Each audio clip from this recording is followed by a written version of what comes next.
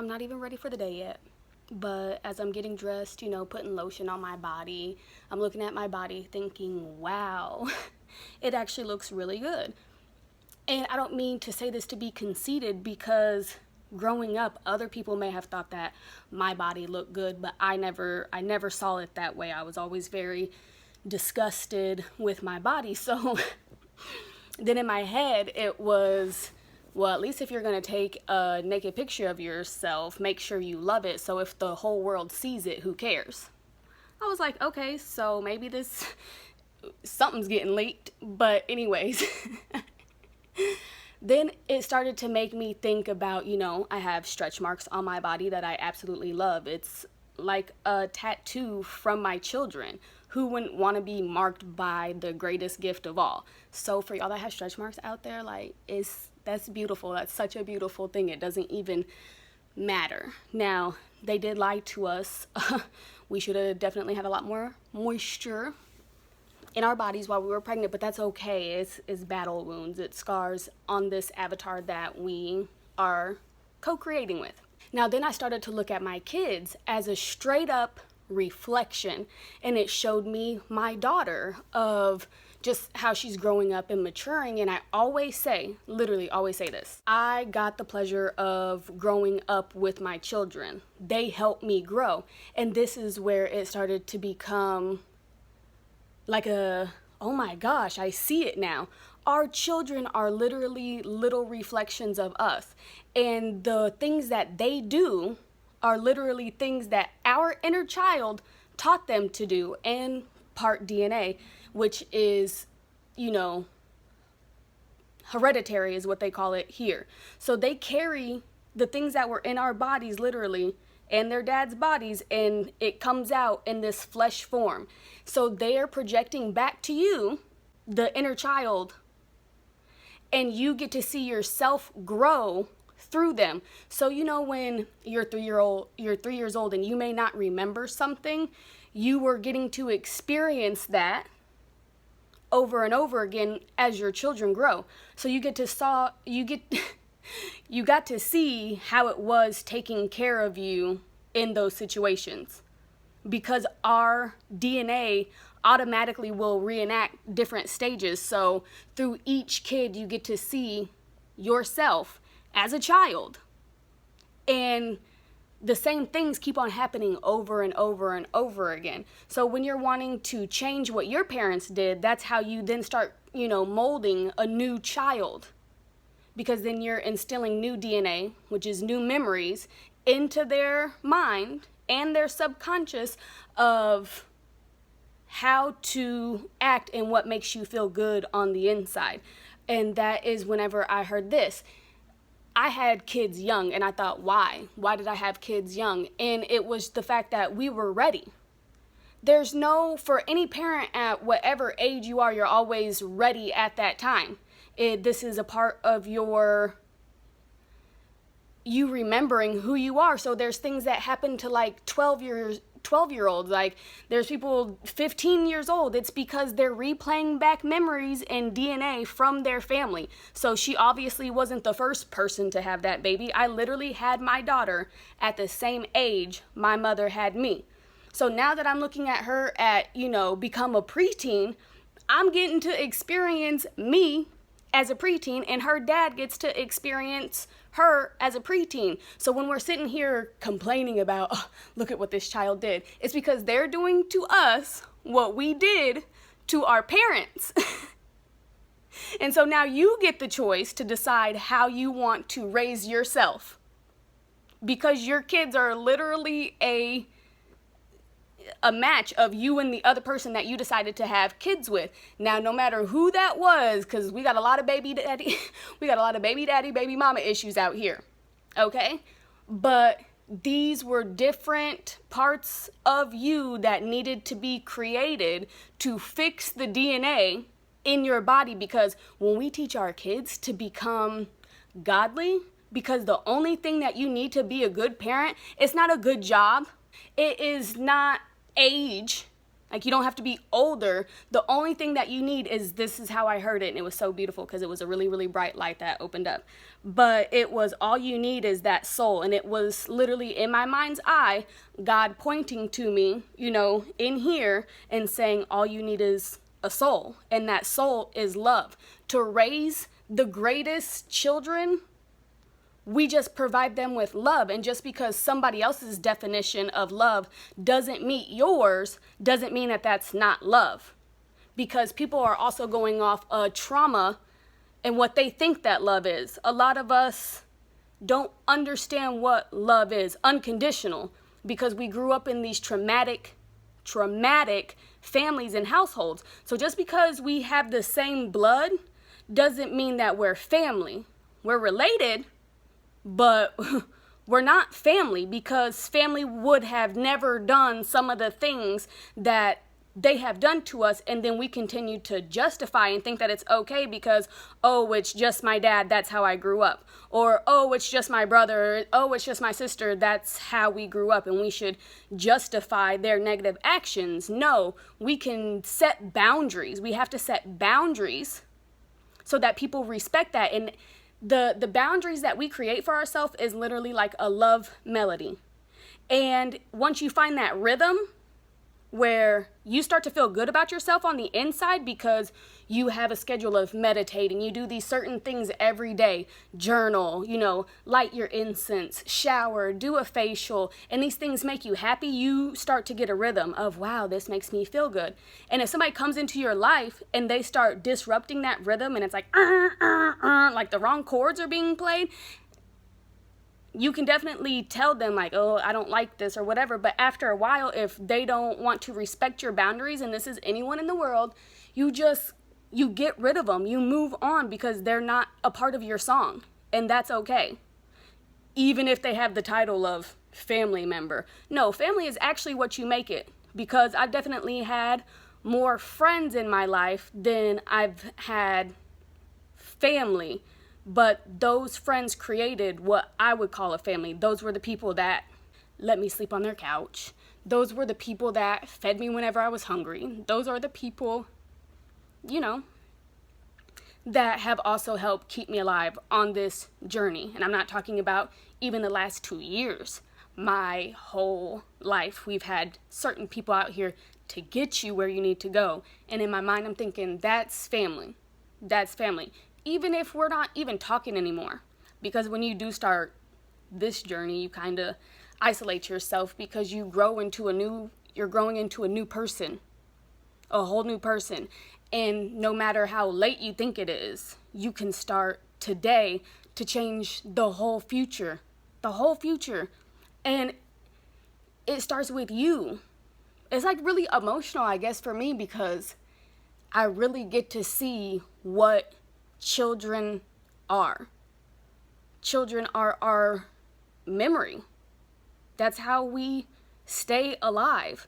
So say, because this is how it's been going. If I were to die today, my kids would carry on my legacy. What did I teach into them that's going to go on forever? Now, their dads may have taught them stability and working hard at a job, a 9-to-5. They definitely taught them how to live in the matrix. But I want to teach my kids how to live in heaven. And the way that I do that is love, showing them unconditional love, letting people make choices for themselves. Everyone on the earth, they have a choice. It makes communication and relationships a lot easier whenever you communicate and then these people have choices and you have to respect those choices.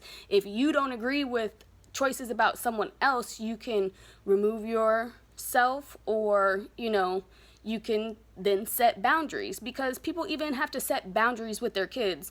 We are, in this society, we are supposed to take care of children, until they're a certain age. Well, just think about a kid that is 13, 16, 18 years old being absolutely ridiculous, because I know that is how I was as a child. I was absolutely ridiculous. But in hindsight, I'm being just like my mother, and it was because of trauma that I acted out in those ways. So when people do things and make mistakes, I heard this on a Will Smith video the other day, you have to forgive those people because they're learning, but that does not mean you have to stick around and be there, but you have to forgive people and you have to like let go and move on. Like, your life keeps on going. There's no reason to hold on to pain. There's no reason to hold on to grudges, even with your own body. Even with your own body. The fact that, now that I'm able to accept the fact that I have a beautiful body, and it was, to have my kids was a blessing, because there was a long time where I felt, I'm gonna have to pause, dang it, I'm back. But there were times that I did not feel good enough as a parent. And I really just judged myself, feeling like I was not good enough. So now that I'm an adult and I look at my kids, I think this is how my mother felt. Sometimes death really is a beautiful thing because I could see if somebody feels so deep down inside that they're not special or they're not loved because they haven't been able to find it, because we go searching through other people.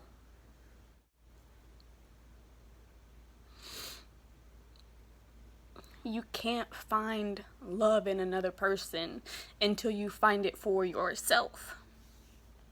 And we like to cover that up with things like drugs, sex, and alcohol, thinking that we're in these relationships because this is what we're shown. Like, there's nobody really these days that are in a genuine, loving relationship. It's very few and far between. Why? This is not what it used to be, and they're teaching these weird things that they want you to think life should be. And no, this experience as a whole is about loving yourself. And then some people like to make it think that that sounds selfish, but it's really not, because what they portray loving yourself is like being over, like arrogant or something like that. No, loving yourself is doing what makes you happy, even if it doesn't fit the DNA heritage that you were getting. Loving yourself consists of standing out in a crowd because you're the only person that wants to do something, but it makes you feel good. So you continue to do it. You don't have to succumb to what everybody else is doing. It's literally like looking at a bunch of people, just zombies. You guys all want to do the same thing to get to this one goal. Everyone's goal is to be rich. I don't think that is my goal. Not like that. I want to be rich in spiritual health. I want to be rich in, creativity. I want to be rich in the foods that I eat and just be able to enjoy life. And me enjoying life, what I have learned, has nothing to do with money. It's never had anything to do with that. And sometimes I look back and think, I wish I would have loved my mom a lot harder, because it seems like I always had it in me, and I didn't realize that my mom, she really was just a hurt little girl, and she could not come out of that. And I am blessed to be break the cycle. I'm here to change everything about how we feel about ourselves and our bodies. And I mean, as women, why do you think they're the number one suppressed being on the planet? Where do you see a woman leader at? And why? There's a reason for that. So it's always, black, white, him and her, all this stuff. But There's a reason why they keep the female sleep. There's a reason why we go through what we go through. Because once we realize who we are as people, we're so powerful, and we cannot let men make us think that it's any other way. And I'm gonna be real honest, I'm gonna just say this one time for the one time, and they showed it in a movie called what is that, Superwoman, with Diana. There used to be an all-woman planet, and we created children with our minds. So these, that's still a thing. It is a creation with our minds. We choose when we get pregnant. So there really is no, accidents. Now, you may have been in your mind subconsciously wishing for love and a family. So that's why there's a lot of kids out here with multiple parents, is because subconsciously you wanted love and a family. So by sharing this sacred act with somebody, you manifested it. There's no accidents. They're just here because that's what you were thinking and he was thinking at the same time. But in order to have the love and family that you desire and you want, comes from learning to find out who you are. That's a lot of work. That's a whole lot of work. And then being able to understand people, forgive people, communicate with people on a mature level. There is none of this. I mean, y'all have seen a baby mama and a baby daddy argue, okay? We all went through that, where, it's funny because the Danny Lee and the baby, they're going through their thing. I went through that.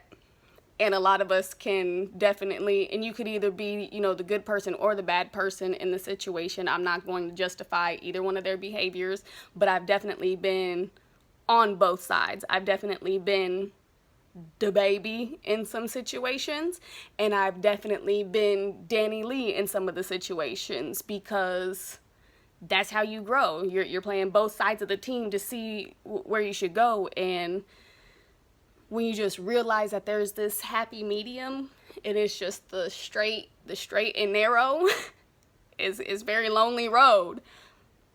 You'll see. It's this experience is hilarious. But I'm gonna finish, I guess, getting ready for the day. I just had to share my emotional experiences and thoughts because, today I told somebody the truth, and it was just it was relieving. I've been sitting there with it and everything and thought, well, if I just tell the truth, it's one less thing I have to hold on to. And it wasn't bad. It just wasn't nice, So I did that today. And, they already knew. And by the way, I was thinking to this person, well, are they going to tell me, the truth back? I don't even care if they were to see this video in the future. They would know I'm talking about them. But whenever I told them the truth, I was really waiting for them to be like, oh yeah, and by the way, this is what I did, to see if we could just kill two birds with one stone. And they didn't. But I'm thinking, even if I asked him about it, when you ask somebody about it, you're dating someone and you ask them a question like, so where did you go today? When you ask those questions, who was you? So, you already know. You're just asking them to see if they're going to lie or not. Women's intuition. Just remember those thoughts and feelings and some of those things that There's, anytime somebody asks you a question, you might as well be honest because they already know the truth. And two, if they never bring it up, it's because they feel bad about it. So by them not telling me something huge that I know about them in our relationship, I don't have to even ask them about it or bring them up, because obviously if they're not telling me, it's because they still feel bad about it. And that's okay, but I'm sitting here like, ooh, I can't wait. And he may die with this secret and think that I never knew or never found out, but yo, what goes around definitely comes around. And the truth, like, it always comes out. And you're just thinking, dang, it's crazy. But then, you know, you already knew something like this was going to happen because it was foretold. It was foretold years before it even happened. Wow. So, and then the fact that she did the same thing to my mother. So she's like a habitual baby daddy effer. Okay. Sorry. Yeah, whenever you connect the dots, this going in the video, I don't care because I didn't say no names.